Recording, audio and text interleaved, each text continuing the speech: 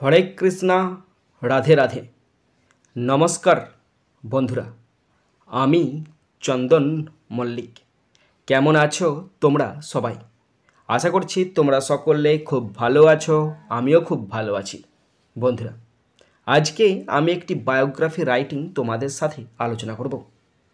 তোমাদের হাতে ধরিয়ে শেখানোর চেষ্টা করব বায়োগ্রাফিটি লিখতে হয় কেমনভাবে, হিন্টস দেখে দেখে কিভাবে লাইন তৈরি করব সে সমস্ত কিছু তোমাদের সাথে আলোচনা করব। তোমরা শুধু খাতা পেন নিয়ে রেডি হয়ে যাও আর শেষ পর্যন্ত ফলো করো, দেখবে তোমরা লিখতে পারবে। এই বায়োগ্রাফিটি প্যারাগ্রাফ হিসাবে পড়তে পারে। তো যদি বায়োগ্রাফি হিসাবে কোশ্চেনটি পড়ে তো পড়বে এইভাবে: write a short biography on Stephen Hawking. Stephen হকিংয়ের ওপর একটি বায়োগ্রাফি লেখো ইউজিং দ্য ফলোয়িং পয়েন্টস। নিজের পয়েন্টসগুলো ব্যবহার করে 10 নম্বর থাকবে। তোমাদেরকে 120 শব্দে না হলে 100 শব্দে লিখতে হবে, তার মানে কিছুই নয়, জলের মতো সোজা। প্রথম পয়েন্টসগুলো পড়ছি, ভালো করে শোনো। বর্ন, জন্ম, জানুয়ারি 8, 1942। 1942 সালের জানুয়ারি 8 তারিখে জন্ম। প্যারেন্টস, পিতামাতা: Frank Hawking and Isobel Hawking. বাবা ফ্র্যাঙ্ক হকিং এবং মা Isobel Hawking. Director of research at the centre for theoretical cosmology at the university of Cambridge. University of কেমব্রিজের তিনি ডাইরেক্টর ছিলেন। কোন পদের? Research at the centre for theoretical cosmology, এই বিভাগটার তিনি একজন ডাইরেক্টর ছিলেন। ফেমাস ফর, তিনি বিখ্যাত ছিলেন ফর কিসের জন্য? Big bang theory, Hawking radiation and Penrose Hawking theorem, এই সমস্ত তত্ত্বের জন্য তিনি বিখ্যাত ছিলেন। রোট, তিনি লিখেছিলেন আ ব্রিফ হিস্ট্রি অফ টাইমস। তিনি হয়তো এই বইটা লিখেছিলেন, আ brief history of Times. Confined to a wheel chair, তিনি কিন্তু সারা জীবনটাই হুইল চেয়ারের মধ্যে আবদ্ধ ছিলেন। ডিউ টু ফিজিক্যাল ডিসএবিলিটি, তার শারীরিক প্রতিবন্ধকতার জন্য তিনি হুইল চেয়ারই সবসময় কাটাতেন। ডাইড, মারা যান March 14, 2018 at the age of 76। মাত্র 76 বছর বয়সে 2018 সালের মার্চের 14 তারিখে তিনি মারা যান। তো যে কোনো রাইটিং, সে ইংলিশ হোক বা বেঙ্গলি হোক, লিখতে হলে অবশ্যই টাইটেল দিতে হবে। তো আমি এখানে টাইটেল দিয়েছি, প্রথমে বাংলাতে আলোচনা করব, তারপরে হিন্টসগুলোকে আলোচনা করব এবং হিন্টসের উপর কী সমস্ত লাইন হতে পারে সেই লাইনগুলোকে তোমাদের সাথে ট্রান্সলেট করে আলোচনা করব। তো এখানে টাইটেল দিচ্ছি স্টিফেন হকিং এক মহান বিজ্ঞানী। স্টিফেন হকিং এক মহান বিজ্ঞানী, দেখে দেখে লিখবে। Stephen, STEPHEN, Stephen Hawking, HAWKING। Stephen Hawking colon চিহ্ন যেমন আছে তেমন দেবে, এক মহান বিজ্ঞানী, a great scientist, a great, GREAT, great scientist, SCIENTIST, a great scientist. First hints: born জানুয়ারি 8, 1942। 1942 সালে 8ই জানুয়ারি তার জন্ম। এই হিন্টসের ওপর বাংলা সেন্টেন্স করেছি, স্টিফেন হকিং জন্মগ্রহণ করেন 8ই জানুয়ারি 1942 সালে, কিছুই নয়। তাহলে স্টিফেন হকিং জন্মগ্রহণ করেন মানে কি? স্টিফেন হকিং লিখতে হয় প্রথমে, STEPHEN, Stephen Hawking, HAWKING, Stephen Hawking. জন্মগ্রহণ করেন মানে ওয়াজ বর্ন, জন্মান, ওয়াজ বর্ন, BORN, বর্ন, কবে? তারিখের আগে অন বসে, তাহলে অন জানুয়ারি 8, দেখে দেখে লিখে দেবে। অন জানুয়ারি, JANUARY, জানুয়ারি 8, কমা দেবে। যেমন আছে 1942, 1942, তেমন লিখে দেবে। বাংলা কী ছিল? স্টিফেন হকিং জন্মগ্রহণ করেন 8ই জানুয়ারি 1942 সালে, দেখে দেখে লিখবে Stephen Hawking was born on January 8, 1942। Next, দ্বিতীয় হিন্টস, প্যারেন্টস, পিতামাতা, Frank Hawking and Isobel Hawking. ওকে, তো এই হিন্টসের ওপর লাইন লিখেছি আমি, তার বাবা মা ছিলেন ফ্র্যাঙ্ক হকিং এবং ইজাবেল হকিং। তাহলে তার বাবা মা মানে কি? প্যারেন্টস। তাহলে his parents, PARENTS, his parents were WERE, his parents were. কে ছিল? Frank Hawking, FRANK, Frank Hawking, HWKING, Frank Hawking এবং Isabel Hawking, and Isabel, ISOBEL, Isabel Hawking, HWKING। Stop. কি বাংলা আছে বলো তো? তার বাবা মা ছিলেন ফ্র্যাঙ্ক হকিং এবং ইজাবেল হকিং। তাহলে হিজ প্যারেন্টস মানে তার পিতামাতা, ওয়ার মানে ছিলেন, দুজন তো, Frank Hawking and Isabel Hawking. Next hints, director of research at the centre for theoretical cosmology at the university of Cambridge. এই হিন্টসটাতে শুধুমাত্র হি ওয়াজ, তুমি যদি এখানে যোগ করে দাও হি ওয়াজ, তাহলে কিন্তু হয়ে যাবে হি ওয়াজ দ্য ডাইরেক্টর, শুধু এটাই যোগ করতে হবে।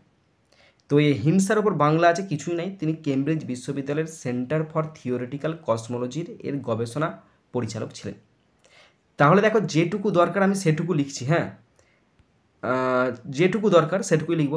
তাহলে তিনি ছিলেন, এই যে তিনি ছিলেন, তিনি মানে কি? হি ওয়াজ মানে তিনি ছিলেন। তিনি কি ছিলেন বলো তো? তিনি ছিলেন ডাইরেক্টর। তাহলে হি ওয়াজ দ্য, এবার দেখো ডাইরেক্টর লেখা আছে, হিন্টসটা ভালো করে দেখো, আমি আর এখানটা লিখছি না, লিখলে অনেকটা বড় হয়ে যাবে, লেখা উচিত, অবশ্যই উচিত আমার, কিন্তু লিখছি না আমি। তাহলে হি ওয়াজ, তারপরে হিন্টস দেখে দেখে যোগ করবে, হি ওয়াজ দ্য ডাইরেক্টর, যেমন আছে, of research at the centre for theoretical cosmology at the university of Cambridge. একদম সেম টু সেম, কিছু চেঞ্জ হবে না, শুধুমাত্র প্রথম বসবে হি ওয়াজ, আর দ্য ডাইরেক্টর, তিনি ছিলেন ডাইরেক্টর। দেখো বোঝাতে পারলাম না? পারলাম না। লিখলে হতো যেমন লেখা আছে, হিন্টস দেখে ডাইরেক্টর লিখতে হতো, DIRECTOR, he was the director of research, RESEARC, research at the center, CENTRE, center for theoretical cosmology at the University of Cambridge, একদম সেম টু সেম। তাহলে he was the director of research at the centre for theoretical cosmology at the university of Cambridge. Okay, next হিন্টসটাও দেখে দেখে লিখতে হবে। দেখবে বলা আছে, famous for big bang theory, Hawking radiation and Penrose Hawking theorem.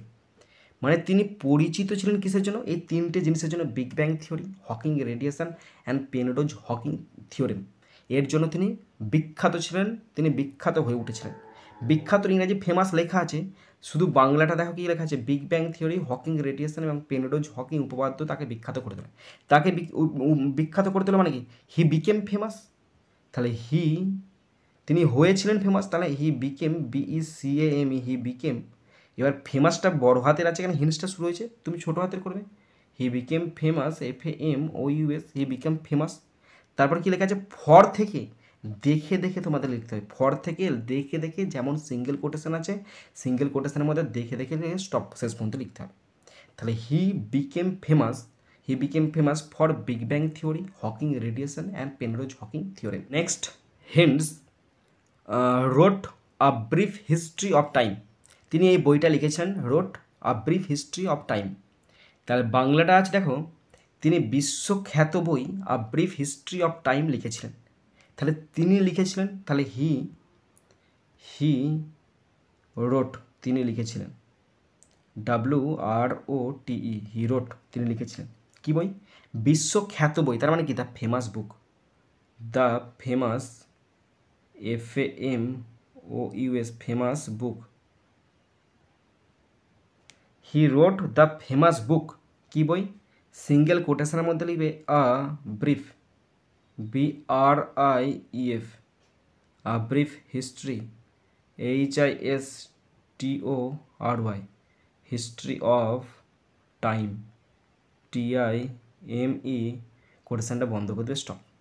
তাহলে তিনি লিখেছিলেন মানে কি? হি রোট মানে তিনি লিখেছিলেন, বিশ্বখ্যাত মানে কি? দ্য ফেমাস বুক, কি ফেমাস বইটার নাম? আ ব্রিফ হিস্ট্রি অফ টাইম, এই বইটা তিনি লিখেছিলেন। Next hints, confined to a wheel chair, তিনি হুইল চেয়ারে আবদ্ধ ছিলেন ডিউ টু ফিজিক্যাল ডিসএবিলিটি, শারীরিক প্রতিবন্ধকতার জন্য তিনি হুইল চেয়ারে আবদ্ধ ছিলেন। তা সত্ত্বেও তিনি তার গবেষণা কাজ চালিয়ে যান। শুধুমাত্র এখানে যে হিন্টসটা দেওয়া আছে সেই হিন্টসটার উপর কমপ্লিট হবে না জিনিসটা, মানে এরকম বাংলা হলে ভালো হতো, শারীরিক অসুস্থতার কারণে হুইল চেয়ারে আবদ্ধ থাকা সত্ত্বেও তিনি তার গবেষণার কাজকর্ম চালিয়ে যান। এটা হচ্ছে অ্যাপ্রোপ্রিয়েট বাংলা। এখানে যে বাংলা লিখেছি, শারীরিক অসুস্থতার কারণে তিনি হুইল চেয়ারে আবদ্ধ ছিলেন, আবদ্ধ থাকা সত্ত্বেও কিন্তু তিনি তার গবেষণা চালিয়ে যান। তাহলে আবদ্ধ থাকা সত্ত্বেও মানে কি, থাকা সত্ত্বেও মানে এটা সেই ইনস্পাইট ডেসপাইট বসবে, তাই না? তাহলে সেটা লিখছি আমি, ডেসপাইট, ইনস্পাইট আর ডেসপাইট দু ভাই, ডেসপাইট বিং কনফাইন্ড, আবদ্ধ থাকা সত্ত্বেও, being confined, FINED, being despite being confined কোথায়, to a wheel chair,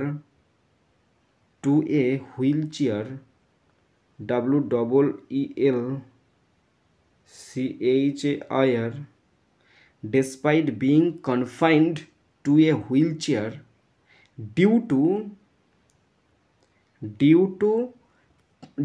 a disease, মানে কি অসুস্থতার কারণে, ডিউ টু এ ডিজিজ বা ডিউ টু ফিজিক্যাল ডিসএবিলিটি। দেখো লিখছি আবার, তাহলে despite, DESPITE, despite being confined,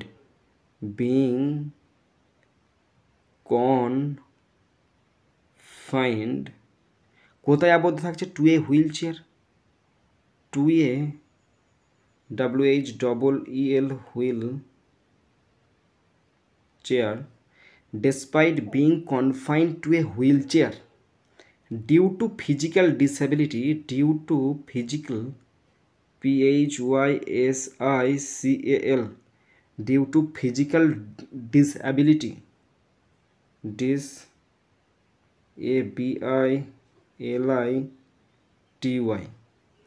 তাহলে despite being confined to a wheel chair due to physical disability থাকা সত্ত্বেও তিনি তার গবেষণা চালিয়ে যান। He continued CONTINUED, continued his research, RESEARCH, তিনি তার গবেষণা চালিয়ে যান। ওকে, দেখো তাহলে ডেসপাইট বিং কনফাইন্ড, আবদ্ধ থাকা সত্ত্বেও, টু এ হুইল চেয়ার, একটি হুইল চেয়ারে, ডিউ টু ফিজিক্যাল ডিসএবিলিটি, শারীরিক অক্ষমতার জন্য, হি কন্টিনিউড, তিনি চালিয়ে যান, হিজ রিসার্চ, তিনি তার গবেষণার কাজকর্ম চালিয়ে যান। নেক্সট এক্সট্রা লাইন আমি দিয়েছি, তার বুদ্ধিমত্তা ও পরিশ্রম সারা বিশ্বকে অনুপ্রাণিত করছে।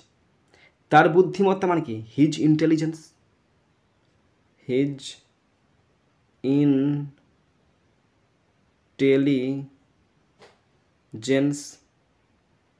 তার বুদ্ধিমত্তা, এবং পরিশ্রম মানে হার্ডওয়ার্ক,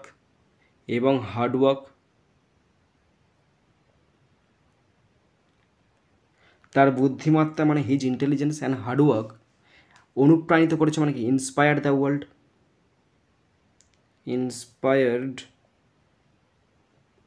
দ্য ওয়ার্ল্ড, স্টপ। দেখো, তার বুদ্ধিমত্তা মানে হিজ ইন্টেলিজেন্স, তার বুদ্ধিমত্তা, অ্যান্ড হার্ডওয়ার্ক এবং কঠোর পরিশ্রম, ইন্সপায়ার্ড মানে অনুপ্রাণিত করেছে, দ্য ওয়ার্ল্ড মানে বিশ্বকে অনুপ্রাণিত করেছে।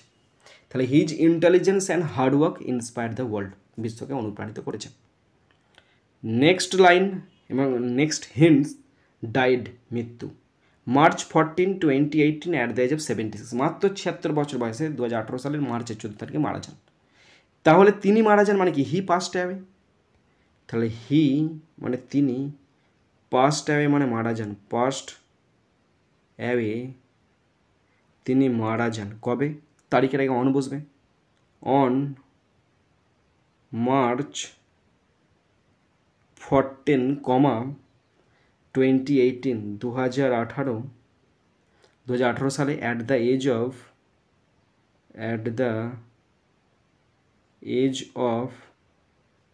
76, অ্যাট দ্য এজ অফ 76। তাহলে তিনি মারা যান মানে কি, হি পাস্ট অ্যাওয়ে, তিনি মারা যান। অন কেন বসছে, তারিখের আগে অন বসে, অন মার্চ 14, 14 তারিখে 2018 সালের অ্যাট দ্য এজ অফ 76, 76 বছর বয়সে। লাস্ট কনক্লুশন সেন্টেন্স আমি দিয়েছি, তিনি চিরকাল একজন প্রতিভাবান বিজ্ঞানী হিসাবে স্মরণীয় থাকবেন। তিনি চিরকাল একজন প্রতিভাবান বিজ্ঞানী হিসাবে স্মরণীয় থাকবেন। তাহলে তিনি স্মরণীয় থাকবেন মানে তিনি মনে থাকবেন। হি উইল সবসময়, ইংরাজি always, he will always be remembered,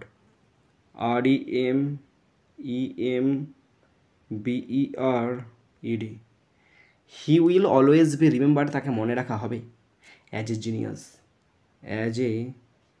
GENIUS।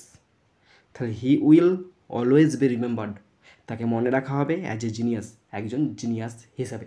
বন্ধুরা, তোমরা যারা শেষ পর্যন্ত শুনলে বা দেখলে তোমাদের প্রত্যেককে অসংখ্য ধন্যবাদ জানাই।